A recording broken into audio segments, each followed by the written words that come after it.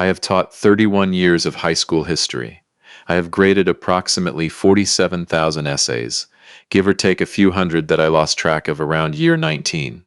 I have explained the causes of the Civil War to sophomores, who did not want to be in a room with me, the significance of the New Deal to juniors, who were mostly thinking about lunch, and the long arc of consequence to seniors who were convinced at 17 that consequence was something that happened to other people. I spent my career telling young people that history is not about dates. It is about what people did when it mattered. I did not expect to spend my retirement applying that lesson to my own children. My name is Leonard Marsh. I am 74 years old. I live in a two-story craftsman house on Birchwood Drive in Lexington, Kentucky. The same house I have lived in since 1991. The same house where I raised two children and watched my wife Catherine take her last breath in the back bedroom on a Tuesday morning in March 6 years ago. The house has good bones, as they say. Original hardwood floors. A porch that wraps around the south side and catches the afternoon light in a way that has made me sit outside with a cup of coffee every evening for 30 years. Catherine used to say the porch was the reason she agreed to buy the house. I always thought it was the kitchen, but I never argued with her about it. I was not raised to argue with women who were right. I have two children. My son, whom I will call my son because that is what he is 47 years old. He lives 40 minutes away in Frankfurt, works in commercial real estate, and has what I would describe as a very sophisticated relationship with the concept of effort. He applies it selectively, generously when there is something to gain, sparingly the rest of the time. My daughter is 44. She lives in Cincinnati, 2 hours north, and has 3 children of her own who are, to their credit, nothing like her in this particular regard. She is warm when she is present, which is the kind of compliment that only sounds like one if you do not think about it too hard.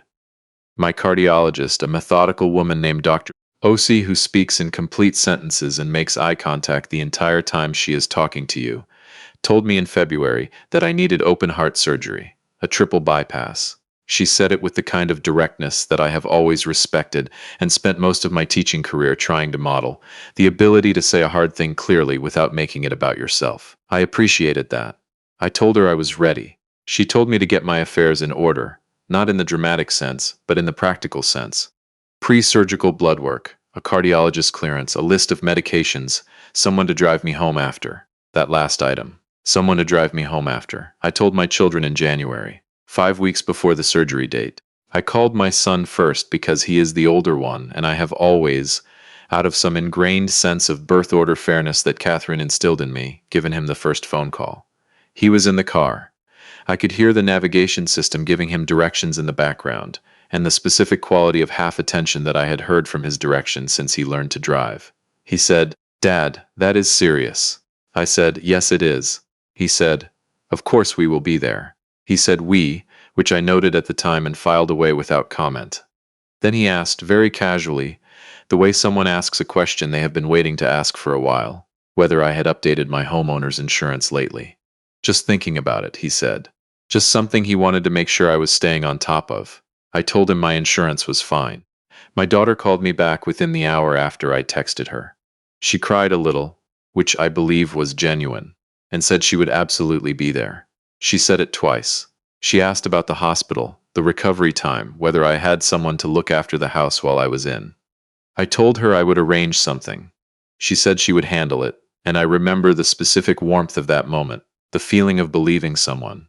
She said, "Dad, I am not going to let you go through this alone."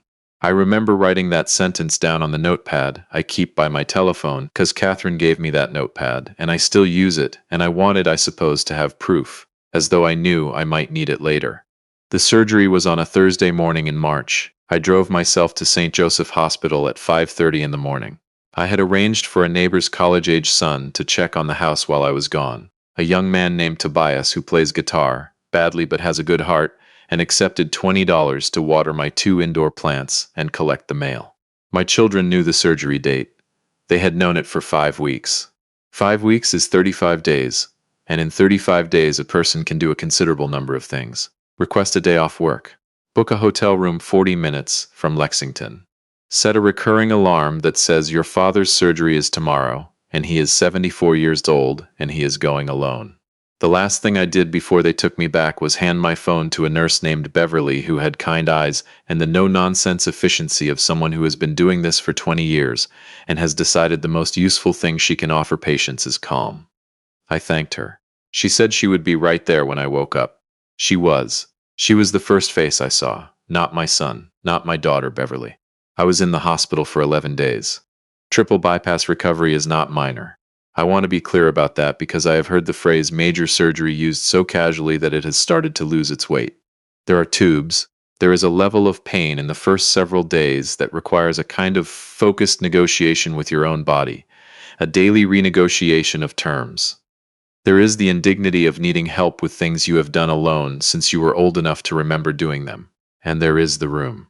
My room was on the 4th floor of the cardiac unit, pale green walls, a television mounted too high on the wall, and a reclining chair in the corner, upholstered in beige vinyl that had seen better decades. That chair. I looked at that chair every morning when the light came in through the blinds. I learned the exact dimensions of it the way I used to learn the dimensions of a classroom when I was new, mapping the space out of habit, looking for where a person could sit. No one sat in it. My son called on day 3. He asked how the surgery went. I told him it went well. Dr. Osi was pleased with the outcome. He said that was great. He was relieved. And then he asked, in what I can only describe as the most efficiently timed pivot I have witnessed outside of a sales meeting, whether I had given any thought to maybe downsizing at some point. Not now, of course. Just in terms of thinking ahead. He said it was a big house for one person. I told him I liked my house. My daughter called every day for the first 4 days. I will give her that. The calls were between 5 and 8 minutes, which I know because I am a man who taught history and therefore pays attention to duration, and each call contained 1 or 2 genuine questions buried inside a larger structure of explanation. Why she had not yet come. The kids had school. Her husband had a work trip that could not be moved. She had an appointment she could not cancel, which she described and then apologized for describing, because it sounded worse when she said it out loud. On day 5, she said she was definitely coming on day 7. On day 7, she did not come. She sent a text at 11:17 in the morning. I remember the time because I was watching the window and I had been watching it for a while. The text said, "Dad, I am so sorry something came up. I will explain. I love you, and I am thinking about you every minute." I read that text. I set my phone down on the rolling table beside my bed, the kind with the adjustable arm, and I looked at the chair in the corner. I looked at it for a long time. In 31 years of teaching, I gave a lot of D's and F's. I gave them without pleasure, but without apology, because as I believed then and believe now that a grade is not a judgment of a person. It is an accurate accounting of what happened. You can love a student and still give them the grade they earned. My daughter had been calling every day. That is something. But calling every day and being present are not the same thing, and the difference between them is exactly the width of a beige vinyl chair that no one sat in for 11 days. On day 4, Beverly checked my vitals in the late afternoon and glanced around the room the way people do when they are looking for something they expected to see. She did not say anything about it directly. Instead, she asked whether I needed anything from the cart, anything personal, anything I had forgotten to pack. I told her I was fine. She nodded once, slowly, and before she left, she set a paperback novel on the rolling table beside my bed. A history book. She said she noticed the one I had brought was almost finished. It was a history of the Tennessee Valley Authority that I had been reading in segments since December. She had found something about the Hoover administration in the hospital's small patient library. I have thought about that paperback every day since. On day 9, a volunteer named Roger came to my room. He was perhaps 65, recently retired by the look of him, wearing a blue vest with the hospital logo and carrying a small card of activities and puzzles and conversation. He sat in that beige chair, the one that had been empty for 9 days. And he asked me what I did before I retired. I told him I was a teacher. He said his wife had been a teacher. We talked for 40 minutes about what it was like to spend your working years trying to make people understand things. He came back the next day, and the day after that. He sat in that chair like it was the most natural thing in the world, like the chair had been waiting for exactly that. I was discharged on day 11. Dr. Osi shook my hand and told me my recovery was, in her words, textbook. I thanked her. An orderly helped me into a wheelchair and rolled me to the main entrance hospital policy. The March air hit me, and I sat there on the sidewalk for a moment while the orderly went back inside. I called a rideshare from my phone. The car arrived in 6 minutes, a woman named Patricia, except I am told not to use that name, so let me say the driver was a woman, perhaps 50, who asked me once if I needed help with my bag, and then, when I said I had it, simply drove. We did not make conversation. She had the radio on low, something country, something I did not recognize, and we drove the 40 minutes to Lexington in the specific silence of two people who have nothing they need to say to each other, which is its own kind of courtesy. She stopped in front of my house on Birchwood Drive. She helped me to the porch steps without being asked.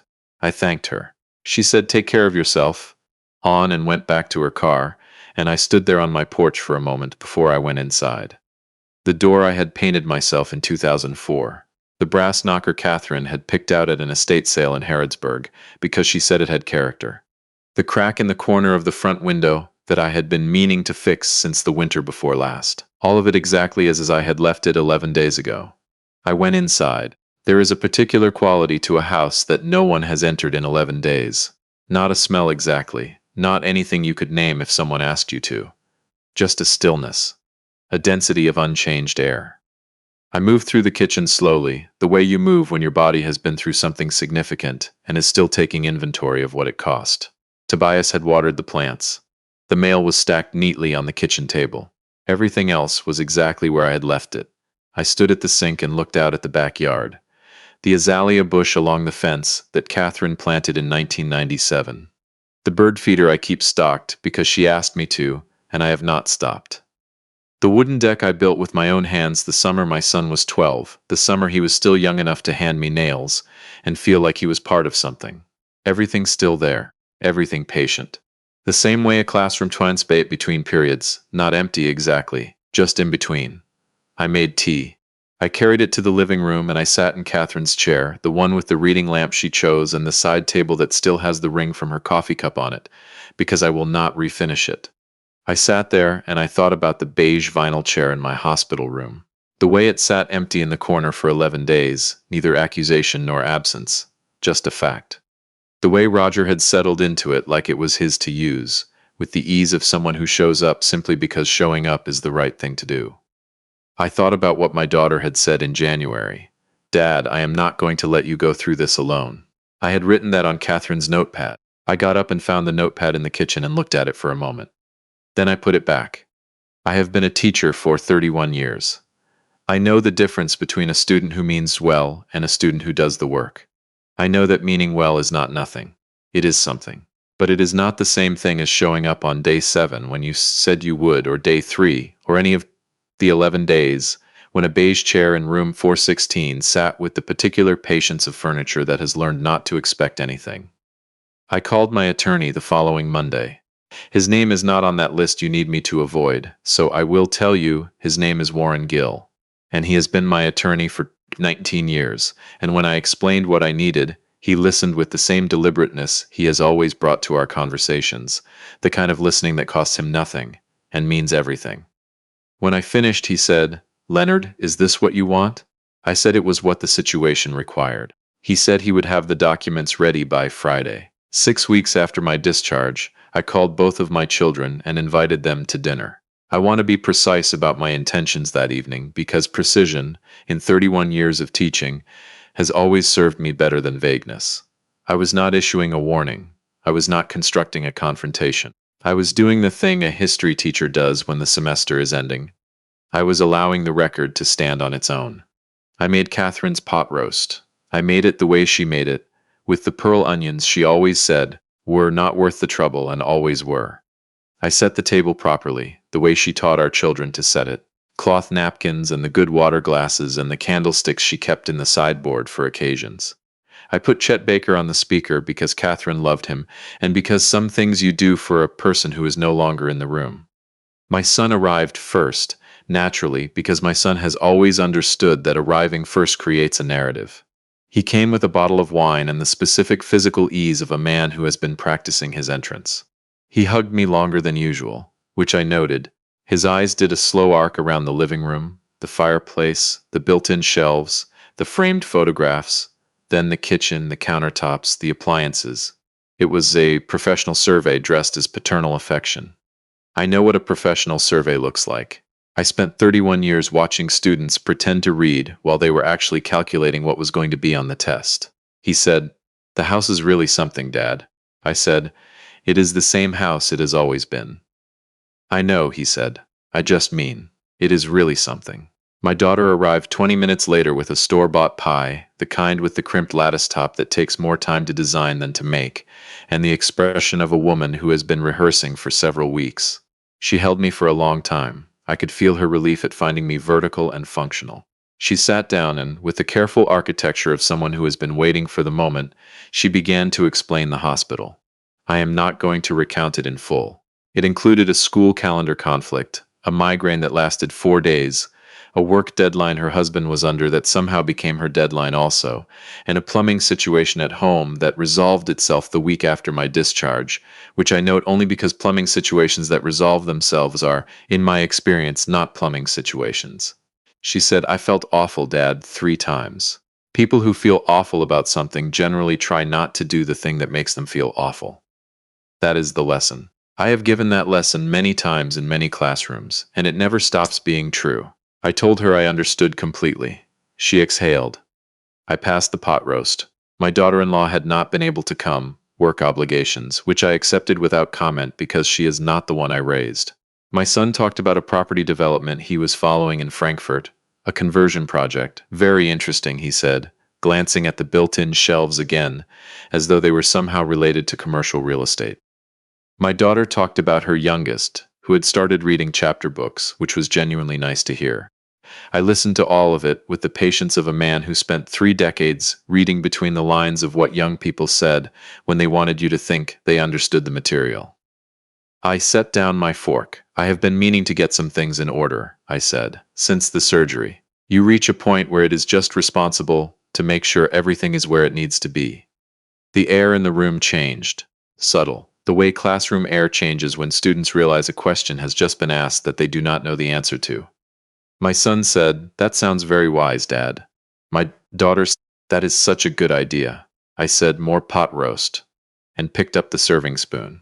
What followed over the next 4 months had the quality of watching something you planted finally come up out of the ground. Not dramatic, not sudden, just inevitable. The way things grow when the conditions have been arranged for them. My son began calling every Sunday. Not Sunday afternoon, Sunday morning. 9 o'clock, which he knew was when I had my second cup of coffee. He asked about my heart, my cholesterol, my sleep, my follow-up appointments. He asked about the porch railing, which had needed repainting for 2 years, and which he had never previously noticed. He offered to come down and help with it. He mentioned very gently on the third Sunday that a neighbor a few blocks over had sold a craftsman very similar to mine for a number that surprised everyone in the market. "Just interesting," he said. "Just something he saw." I said, "Is that right?" He said, "Just something I noticed." My daughter began arriving on Saturdays, not calling ahead, just arriving, which was new. She brought coffee from the place near the highway that she knew I liked.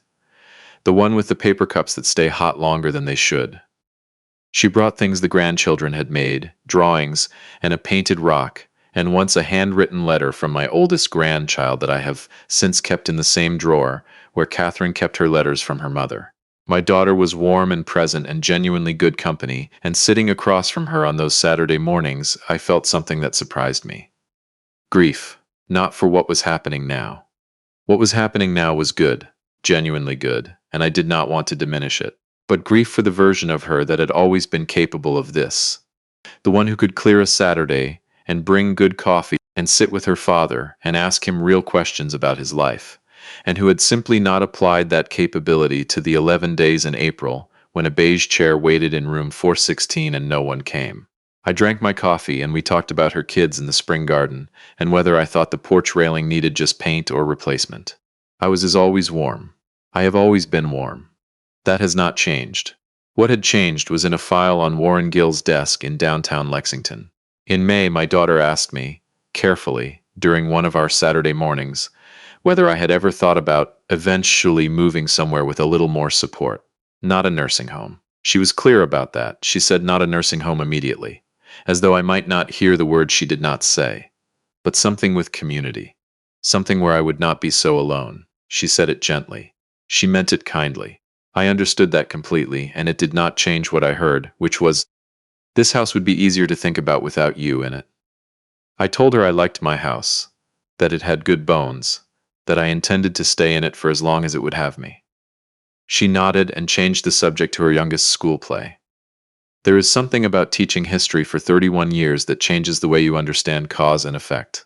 Students always want to know the moment the war started, the moment the economy collapsed, the moment a president lost the room. And I always had to explain to them that the moment is rarely where the actual event happened. The actual event happened years earlier, in a series of smaller decisions that no one noticed because they each seemed minor on their own. The moment is just where the consequences finally became visible. Room 416, the beige chair.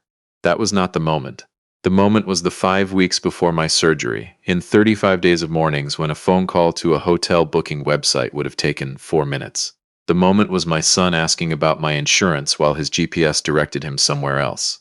The moment was my daughter writing down, "I am not going to let you go through this alone," on a notepad that sat in her own mind for 5 weeks and then evaporated. Room 416 was just where the consequences became visible. I am sitting on the south porch of my house on Birchwood Drive now, on an evening in late June, and the light is doing the thing it does in Kentucky summer evenings, going gold at the edges before it goes orange and then gone. There is a cardinal in the birch tree at the edge of the yard. Catherine always said cardinals were her favorite. I have no reason to believe that Cardinal and I are connected in any way that means anything, but I look at it anyway, the way you look at things that arrive without explanation and depart the same way. My hip feels better than it did in April. My cholesterol numbers, Dr. O.C. informed me at my last follow-up, are excellent. She shook my hand and said, "Leonard, you are doing everything right."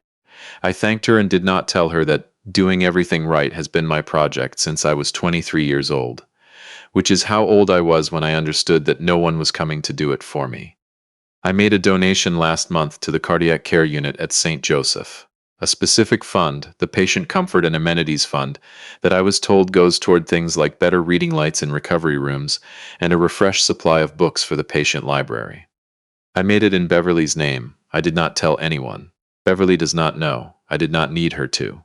Warren's file has been updated since October. There are 4 beneficiaries now where 2 names used to be. The first is a scholarship fund at the University of Kentucky's College of Education, because I believe teachers deserve support earlier than retirement and smarter than luck. The second is a veterans support organization out of Louisville, the kind that helps men and women navigate the bureaucracy of coming home, because I have known too many students whose fathers did not come back from somewhere, and I understand something about the cost of absence. The third is the Hospital Foundation, specifically cardiac care, specifically because the chair in room 416 deserved better than what it got, and some other person in some other room with pale green walls should have a better chance of finding someone in theirs. The fourth is an equal division between my 3 grandchildren, in trust, to be accessed at age 25, because they did not choose their parents any more than I chose the 11 days in room 416, and because when my oldest grandchild sent me that handwritten letter in May, she spelled my name right and drew a small bird in the corner that I believe was meant to be a cardinal. The house on Birchwood Drive, 4 bedrooms, original hardwood floors, the porch that faces south and catches the light in a way that has kept me here for 33 years, goes to the estate to be liquidated in support of those same causes. Warren has a letter, 1 page, written in longhand, addressed to both of my children, to be opened after. I will tell you what it says. It says, "By the time you read this, you will have some questions. I want to answer the one that matters. I was admitted to St. Joseph Hospital on March 14th for a triple bypass. I was discharged on March 24th. I told you the date 5 weeks in advance. I came home in a rideshare. I want to be precise about that. 5 weeks. I do not write this in anger. Anger is what teachers reach for when they are tired. I am not tired.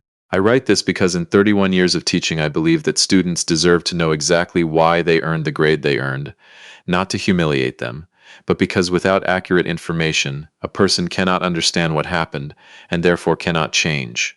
I hope you change. I believe you are capable of it. The house was well maintained. I gave it everything I had. I love you." That has never been the part in question. Leonard Marsh. My son calls on Sunday mornings. We talk for 20 minutes, and he is warm and asks real questions alongside the ones about property values, and I have started to find him genuinely good company, which I did not expect.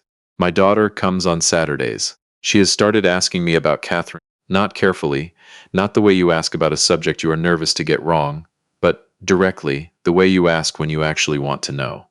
She asked me last week what Catherine's favorite song was. I told her it was Chet Baker's Almost Blue, from the 1988 live recording, because Catherine felt that the later recordings were technically better but emotionally more careful, and she distrusted emotional caution in music. My daughter was quiet for a moment, and then she said, "That sounds exactly like her." It does. She stays until the light goes gold on the porch. Sometimes we do not talk at all. Sometimes she brings her youngest, and he runs around the backyard while we drink our coffee and watch him. Last Saturday, he found a stick he was very interested in and spent 45 minutes investigating it with the complete absorption of a 6-year-old who does not yet know that sticks are ordinary. I watched him the way I have watched young people my entire adult life, looking for the thing they are actually doing underneath the thing they appear to be doing. He was just looking at a stick. There are not many things left in life that are simply what they appear to be. I have learned to appreciate them. The cardinal has been on the birch tree for 4 minutes now, and I have been watching it with more attention than I would admit to in daylight. It has the specific self-possession of a creature that has never once reconsidered being exactly what it is. It does not perform.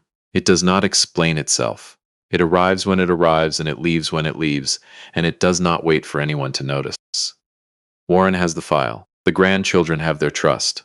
The scholarship fund is established, and the first recipient was chosen in May, a young woman from eastern Kentucky who wants to teach elementary school and who wrote in her application that she became interested in teaching because of a history teacher who told her that the most important events in history are the ones that nobody noticed while they were happening. I do not know if she had me in mind. I choose to believe she did not, because that means the idea spread further than I thought. My children do not know what is in the file. They think the Saturday mornings and the Sunday calls are rebuilding something. In the ways that are true, they are. I am their father, and I am 74, and the dogwood in the front yard is blooming for the 33rd time since I moved into this house, and none of that is uncomplicated.